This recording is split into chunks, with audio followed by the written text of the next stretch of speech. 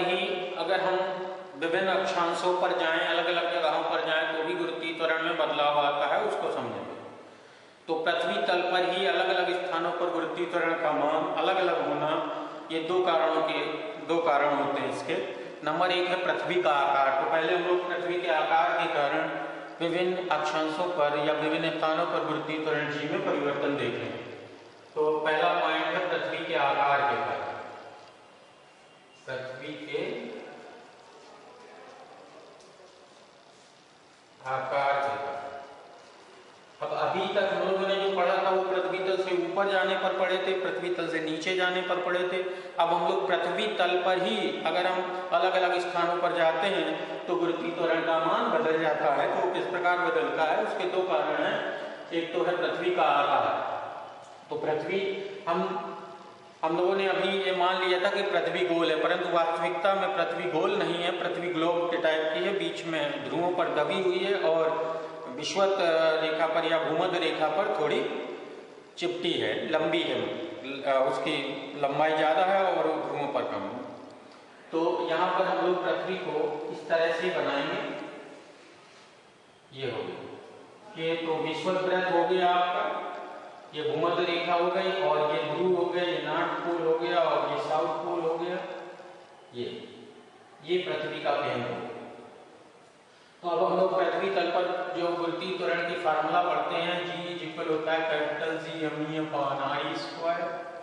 इसी से एक्सप्लेन कर लेते हैं। अब यहाँ पर अगर हम पृथ्वी की आकार को देखें तो जो विषुवत वृत्त है यानी भूमध्य रेखा के सीध में अगर देखा जाए तो यहाँ पर यदि हम विषुवत वृत्त पर हैं हम लोग कहीं भी, तो वहाँ पर आरी का मान ध्रुवों की तुलना में यहाँ पर आरी का मान कम होगा, यहाँ पर अधिक होगा। तो यहाँ पर लिख देंगे कि विषुवत रेखा पर आरी का मान अधिक होता है, इसलिए गुरुत्वीय त्वरण विषुवत रेखा पर सबसे कम होता है, विषुवत वृत्त पर कह लीजिए। तो यहाँ पर एक्सप्लेन कर देंगे कि विषुवत रेखा या विषुवत वृत्त पर कह लीजिए, विषुवत वृत्त पर आरी का मान सबसे अधिक होता है, सबसे अधिक। और इस कारण G का मान सबसे कम होता है। तो विषुवत वृत्त पर G का मान सबसे कम। तो ये विषुवत वृत्त।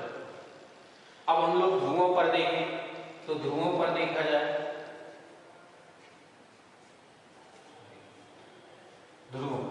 तो ध्रुवों पर पृथ्वी की त्रिज्या सबसे कम होती है, इसलिए ध्रुवों पर गुरुत्वीय त्वरण का मान सबसे अधिक होता है। बस इतना ही लिख देना है कि ध्रुवों पर पृथ्वी की त्रिज्या सबसे कम होती है, सबसे कम होती है। अतः ध्रुवों पर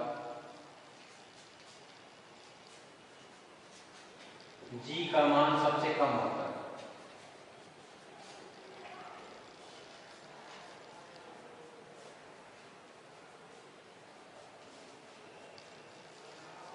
तो ये है इसी तरह से अगर हम कहीं भी जाते हैं, विषुवत वृत्त से ध्रुवों की ओर जाते हैं, तो पृथ्वी की त्रिज्या में परिवर्तन के कारण G का मान कम हो बदलता जाता है। यानी अगर हम विषुवत रेखा से ध्रुवों की ओर जाए तो धीरे धीरे बढ़ता जाएगा, और यहाँ पर ध्रुवों पर सबसे अधिक हो जाएगा, सबसे अधिक सॉरी यहाँ पर सबसे अधिक लिखेंगे, सबसे कम नहीं। अतः ध्रुवों पर G का मान सबसे अधिक होता है, अधिक कहेंगे क्योंकि आरी का मान यहाँ पर सबसे कम, और जब कम वैल्यू से हम लोग G को डिवाइड करेंगे तो वैल्यू ज्यादा आ जाएगी, G का मान बढ़ जाएगा। तो जैसे जैसे हम लोग विषुवत वृत्त से ध्रुवों की ओर जाते हैं वैसे वैसे गुरुत्वीय त्वरण का मान बढ़ता जाता है और ध्रुवों पर अधिकतम हो जाता है। तो ये है पृथ्वी के आकार के कारण। अब हम लोग पृथ्वी के घूर्णन के कारण समझेंगे। अब पृथ्वी के घूर्णन के कारण G के मान में परिवर्तन की व्याख्या करने के लिए हम लोग फिर से मान लेंगे कि पृथ्वी माना गोल है। तो मान लेते हैं सेकंड पॉइंट,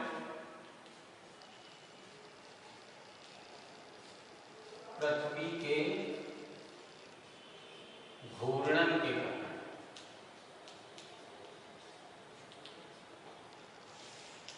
तो हम लोग जानते हैं कि अपनी पृथ्वी ध्रुवों से गुजरने वाली घूर्णन अक्ष की परितः एक समान कोणीय वेग ओमेगा से घूम रही है।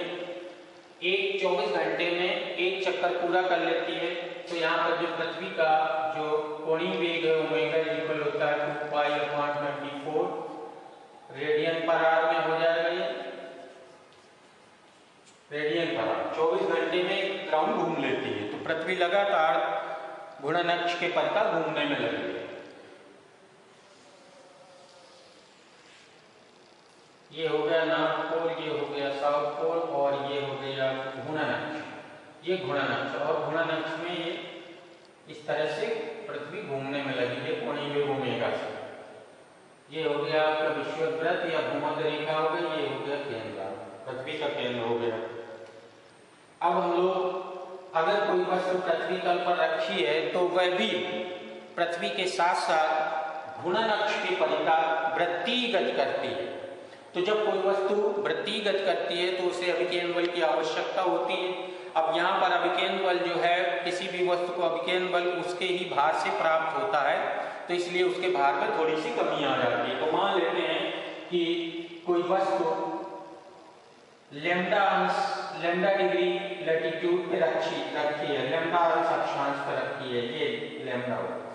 तो भूमध्य रेखा और किसी पॉइंट को, किसी बिंदु को केंद्र से मिलाने वाली रेखा के बीच का जो कोण बनता है उसको अक्षांश बोला जाता है। तो मान लेते हैं कि कोई वस्तु P बिंदु पर रखी है जिसका जो अक्षांश है लैटिट्यूड है लैम्डा डिग्री है। तो इस तरह से अब पृथ्वी के घूमने के कारण यह वस्तु भी इस अक्ष के परितः वृत्तीय गति पर इस तरह से घूमती, इस तरह से वृत्तीय गति करेगी। तो मान लेते हैं कि इसके वृत्तीय पथ की त्रिज्या r। तो इस प्रकार जब ओमेगा कोणीय वेग के कारण तो इस पर जो अंदर की ओर अभिकेंद्र त्वरण लगेगा या अभिकेंद्र बल लगेगा, वो अंदर की ओर लगेगा। तो इसको हम लोग अभिकेंद्र बल लिखा देंगे mr ओमेगा स्क्वायर। ये अभिकेंद्र बल का फार्मूला होता है। अब हम लोग इस अभिकेंद्र बल का इधर की ओर कंपोनेंट निकाल लेंगे। तो ये एंगल लैम्डा डिग्री होगा, ये लैम्डा डिग्री, तो ये लैम्डा डिग्री। तो इधर की ओर जो इसका कंपोनेंट हो जाएगा mr omega square cos lambda, ये आ जाएगा। अब इसका भार जो होता है वह mg पृथ्वी के केंद्र की ओर होता है। तो इस प्रकार जब कोई वस्तु लैम्डा अक्षांश पर होती है तो वह जब वृत्तीय गति करती है तो उसके भार में mr omega square cos lambda की कमी आ जाती है, इसलिए उसका भार कम हो जाता है। तो नया अगर भार में f' ले लें तो f' हो जाएगा mg minus mr omega square cos lambda. तो नया भार, अगर नया भार अभी बदलता है जब वृत्तीय त्वरण बदलता है, तो यदि नया वृत्तीय त्वरण लैम्डा अक्षांश पर नया वृत्तीय त्वरण g' हो तो P पॉइंट पर जो भार होगा वो mg' लिखा जाएगा। तो mg' बराबर हो जाएगा mg minus mr omega square cos lambda. m common हो जाएगा, कट जाएगा, तो लैम्डा डिग्री अक्षांश पर जो वृत्तीय त्वरण होगा g' हो जाएगा। g' बराबर हो जाएगा g minus r omega square cos lambda. ये फार्मूला आ जाएगा।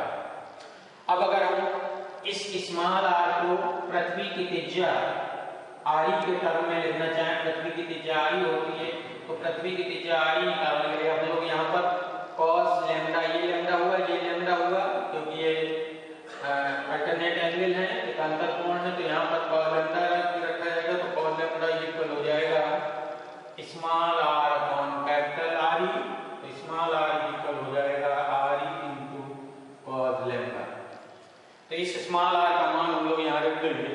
तो g' इक्वल हो जाएगा g minus R omega square cos square lambda. तो ये फार्मूला बन जाता है लैम्डा अक्षांश पर वृत्तीय त्वरण का।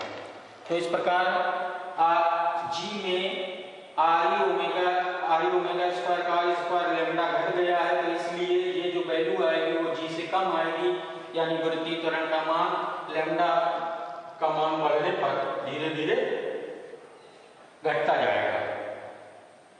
कॉस में लेमडा का मान बढ़ने पर कॉस की वैल्यू कम होती है, तो ये धीरे धीरे बढ़ता जाएगा। तो इस तरह से ये मेन फार्मूला है। अब इसी पर अगर हम लोग ध्रुवों पर बात करें, इसी फार्मूले से हम लोग किसी भी अक्षांश पर गुरुत्वीय त्वरण की गणना कर सकते हैं। तो हम लोग अगर फर्स्ट पॉइंट ध्रुवों की बात करें, ध्रुवों पर, तो जब हम लोग यहाँ पर ध्रुवों पर पहुंच जाएंगे, मान लो कोई वस्तु ध्रुव नॉर्थ पोल P पर रखी है, तो लैम्डा का मान 90 डिग्री हो जाएगा। ये जो पॉइंट P यहाँ आ जाएगा तो लैम्डा 90 डिग्री, तो ध्रुवों पर लैम्डा इज इक्वल होता है 90 डिग्री। तो इस तरह से हम लोग G जो आएगा ध्रुवों पर वो G के बराबर हो जाएगा, पृथ्वी त्वरण G के बराबर, क्योंकि cos लैम्डा 90 हो जाएगा और cos 90 की वैल्यू 0 होती है, तो ये 0 ऐसा है और ये मैक्सिमम होगा। तो ध्रुवों पर ये जो गुरुत्वीय त्वरण होता है वो मैक्सिमम होता है। अब अगर हम विषुवत वृत्त पर आए, भूमध्य रेखा पर आ जाए, तो लैम्डा का मान 0 हो जाएगा। तो यहाँ पर सेकंड पॉइंट में हम लोग लिख सकते हैं, भूमध्य रेखा पर लिख सकते हैं, भूमध्य रेखा या विषुवत वृत्त भी कह सकते हैं, भूमध्य रेखा। तो भूमध्य रेखा पर अगर हम देखें तो भूमध्य रेखा का मतलब होगा यहाँ पर अगर हम लोग हैं तो यहाँ पर लैम्डा इज इक्वल 0 हो जाता है, तो लैम्डा इज इक्वल 0 लिख लेंगे, 0 डिग्री। तो यहाँ पर G जो आएगा वह आ जाएगा G माइनस cos 0 1 होता है, तो ये 1 हो जाएगा, तो आ जाएगा RE ओमेगा स्क्वायर, और ये मिनिमम होगा। तो इस प्रकार भूमध्य रेखा पर गुरुत्वीय त्वरण या विषुवत वृत्त पर जो गुरुत्वीय त्वरण होता है वह सबसे कम होता है, और ध्रुवों की तुलना में RE ओमेगा स्क्वायर कम होता है। ध्रुवों पर था G और यहाँ पर अगर हम देखेंगे तो आ जाएगा RE ओमेगा स्क्वायर, ये माइनस में हो जाएगा, तो इतना कम हो जाएगा। तो याद रखना है कि जो विषुवत वृत्त पर जो गुरुत्वीय त्वरण होता है वह ध्रुवों की तुलना में RE ओमेगा स्क्वायर कम होता है। तो इस प्रकार हम लोग G के मान में पृथ्वी तल पर ही परिवर्तन के दो कारणों को समझा, और इसके पहले वाले वीडियो में हम लोग गुरुत्वीय त्वरण G के मान में परिवर्तन ऊपर जाने पर और नीचे जाने पर देखा, जहां दोनों स्थानों पर घटता है, चाहे ऊपर जाए या नीचे जाए।